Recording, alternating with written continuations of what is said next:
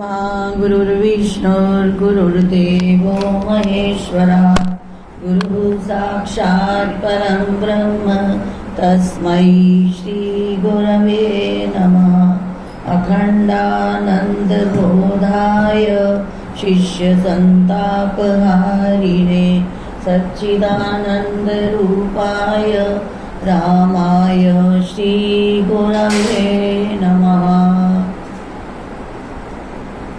परम पूज्य परम श्रद्धेय श्री श्री गिरि माँ जी की असीम अनुकंपा से आज हम सब श्री कैलाश आश्रम के महान वीतराग श्रोत्रिय ब्रह्मनिष्ठ प्रातः स्मरणीय श्री स्वामी परमेश्वरानंद जी महाराज का तृतीय पुण्य तिथि महोत्सव मना रहे हैं।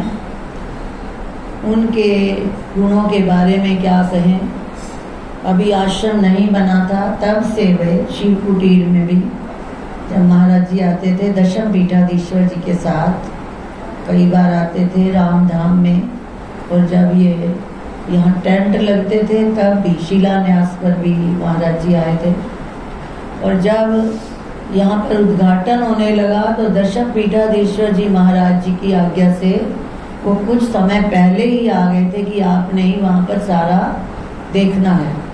तो जो जो कमियां रहें किसी प्रकार का इनको कोई कष्ट नहीं होना चाहिए, इतना महाराज जी ध्यान रखते थे। और उनकी आज्ञा का पालन करते हुए उन्होंने यहाँ आकर हमें 1 महीना पहले ही श्रीमद् भागवत महापुराण की कथा सुनाई और साथ साथ हमारा सारा प्रबंध कराया कि कैसे यज्ञ होना है, कैसे देव प्रतिष्ठा होनी है, कौन कौन से संत आएंगे।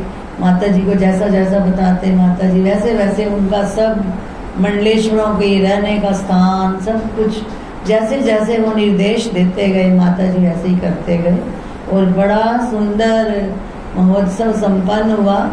तो मुझे याद आ रही है, आप अमृताष्टकम बोल रहे हो, अद्वेष्टा सर्वभूतानां मैत्रः करुण एव च निर्ममो निरहंकारः सम दुख सुख क्षमी निरहंकारः निर्गत अहम प्रत्ययो यस्य स निरहंकार। जिसका शरीर से मैं भाव निकल गया है। तो मैंने स्पष्ट देखा उनका बाहर, जब जहाँ पर यज्ञशाला बनी है यहाँ विराट संत सम्मेलन था, ये खाली जगह होती थी। तो संतों के आने का समय बिल्कुल हो गया और मंच पर माता जी ने कहा हुआ था देखना है ठीक सबके आसन लगे हैं नहीं। मैं गई तो सारा बिखरा पड़ा। तो मेरे हाथ में झाड़ू था तो मैं वहाँ से झाड़ू लगा रही थी, बहुत बड़ी स्टेज थी। तो दूसरा झाड़ू महाराज जी ने खुद पकड़ लिया और लगे झाड़ू। मैंने कहा महाराज जी आपने, कहते नहीं समय हो गया समय हो गया। मतलब इतना भी उनको नहीं था कि मैं इतना बड़ा संत या महंत, कुछ ऐसा भाव नहीं। जहाँ भी उन्होंने कार्य देखा कि नहीं हो रहा तो उसके साथ लग जाते थे। ये था उनका निरहंकार सम दुख सुखा क्षमी। और जब जब उनको शारीरिक कष्ट हुआ तो हमने देखा वहाँ जाकर परमार्थ साधक संघ में अंतिम दिनों में 1 घंटा के आधा घंटा पूरा प्रवचन करते रहे और कहने लगे कि जिसने गीता पढ़ ली उसने सभी ग्रंथ पढ़ लिए। गीता पढ़ने के लिए और शाम पर भाष्य पढ़ने के लिए बहुत प्रसन्न रहते थे वो रोहतक वासियों पर। वैसे उन्होंने हमें यहाँ पर हरिमीडे स्तोत्र, आत्मबोध, विष्णु सहस्त्रनाम, वेदांत रत्नाकर जब पढ़ाया, बहुत ही अच्छे अर्थ करवाकर अंत में कहने लगे कि ये नीचे जो शास्त्री जी महाराज ने अर्थ किए हैं अगर ये ना होते तो हम आपको अर्थ ना करवा सकते, ये थोड़े कठिन श्लोक हैं। तो इतने विनम्र रहते थे, मतलब उनको ये नहीं लगता था कुछ मैं पढ़ा रहा हूँ, महापुरुषों से प्रेरणा लेकर मैं तुम्हें पढ़ा रहा हूँ, उनके मन में यही भाव रहता। तो जब वहाँ पर हम गए परमार्थ साधक संघ में तो उनके नाभि पर बहुत बड़ी पट्टी बंधी हुई थी, उसके ऊपर कपड़ा किया हुआ था, किसी को पता ही नहीं चला। मेरा थोड़ा ध्यान चला गया था। बाद में मैंने दिनेश से पूछा कि महाराज जी ने पट्टी क्यों बांधी हुई है, तो वो इशारा करने लगा कि अभी चुप रहो। तो उसको पता चला, तो उसने बाद में हमें बताया कि इस प्रकार से कैंसर का रोग, और इतना भयानक रोग कि जब मैं पहली बार वहाँ षोडशी पे गई तो कहते डॉक्टर आता था तो रोता था देखकर, इतना बड़ा जख्म। पर महाराज जी के चेहरे पर वैसे ही प्रसन्नता, शरीर से बिल्कुल न्यारे। और जब उन्होंने अंतिम प्रवचन ये कहा कि कई सोचते हैं भगवान ने गीता में ये क्या कह दिया, भगवान के वचन उल्टे लगते हैं। कहीं कह रहे हैं कर्म करो, फल की इच्छा मत करो, और कहीं कह रहे हैं कर्मों का त्याग करो। तो हम क्या करें महाराज जी, कर्म करें या त्याग करें? भगवान कह रहे हैं त्याग करता है वही सन्यासी है, और इधर से कह रहे हैं कर्मण्येवाधिकारस्ते। तो कहते हैं भगवान के वचन समझने गुरु की कृपा के बिना बड़े कठिन है। फिर और भी कई बातें उन्होंने बताई, ये विरुद्ध है, ये वचन विरुद्ध है। फिर मैंने अंत में पूछा महाराज जी फिर क्या सॉल्यूशन है, इसका समाधान क्या है? तो महाराज जी ने बोला कि जो गीता के वचन है ये साधकों के अनुसार है। कोई साधक प्रथम कक्षा का छात्र है, कोई 5वीं का है, कोई BA का है, तो उसके अनुसार इसके वचन आपको गुरु कृपा से और श्रवण मनन अच्छे से करोगे तब समझ आएंगे। जिसका अंतःकरण शुद्ध नहीं हुआ उसको अभी कर्म करने का अधिकार है, जिसका हो गया उसको फिर ज्ञान प्राप्ति का अधिकार है। तो ये तभी समझ आएंगे जब आप गुरुजनों के पास बैठकर पढ़ोगे, ऐसे अपने आप समझ नहीं आने के। उन्होंने ये कहा कि श्रेणियों का अंतर है, इसका उत्तर ये दिया था। तो बहुत सुंदर ढंग से समझाते थे। परंतु सबसे सुंदर वचन अभी जो जीवन मुक्ति पुस्तक में लिखा भी हुआ है, संत महापुरुषों की दृष्टि में श्री गिरि माँ जी, ये शीर्षक है।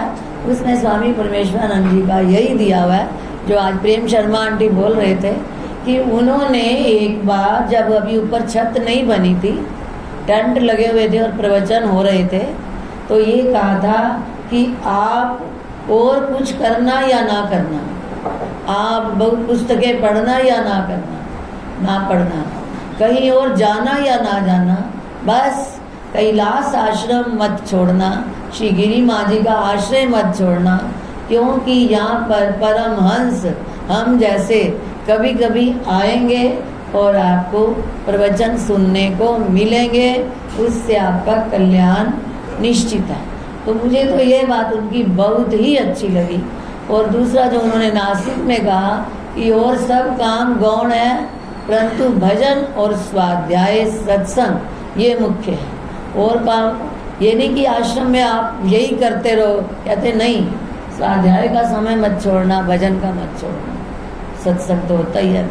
इस प्रकार उन्होंने कहा बाकी सब काम गौण है और ये मुख्य है।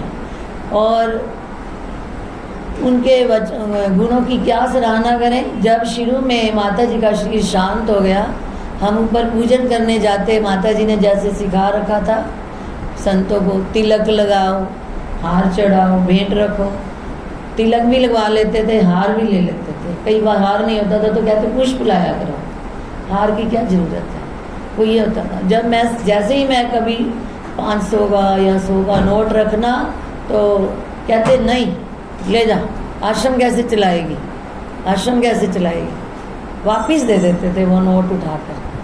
कहते नहीं, अभी यहाँ बड़ी ज़रूरत है। उनको ये था माता जी का शरीर शांत हो गया, इनको किसी प्रकार की कोई मुश्किल नहीं आनी चाहिए। पहले रख लेते थे और फिर वापस उठा के दे देते थे। तो मेरे को कई भक्त कहते पैसे लिए हैं, पैसे लिए हैं। मैंने कहा महाराज जी तो वापस दे देते हैं। कहते नहीं, आप लेके जाओ। वही कई दुगने चौगने होंगे, और सच में हुए भी। और एक बात मुझे और ध्यान आ रही थी उनकी कि कुछ भी उनको इतना सादा और सरल भोजन, और बाद में सारा वो एक लकड़ी का वो रखते थे, क्या बोलते हैं उसको, खप्पर के बीच में सारी चीज़ें इकट्ठी मिला देते थे और हाथ से खाते थे, और उसके बीच में जल डाल लेना बाद में और पी जाना। तो रात को ही कोई समझ गया, महाराज जी आप जल क्यों पी जाते हो ये वाला? कहते हमें अजीब लगे शुरू में हमारे। कहते नहीं, अन्न का एक भी कण जो है वो गंवाना नहीं चाहिए। इस प्रकार तो उनके गुणों की क्या सराहना करें। उन्होंने ब्रह्म विद्या भी दी और शुद्ध व्यवहार भी सिखाया। तो ऐसे महापुरुष के चरणों में आज हमारा कोटिशा नमन, बारंबार नमन है वंदना बारंबार मेरी गुरुदेव आपके चरणों में है कोटि कोटि नमस्कार मेरी गुरुदेव आपके चरणों। श्री सद्गुरुदेव महाराज की जय।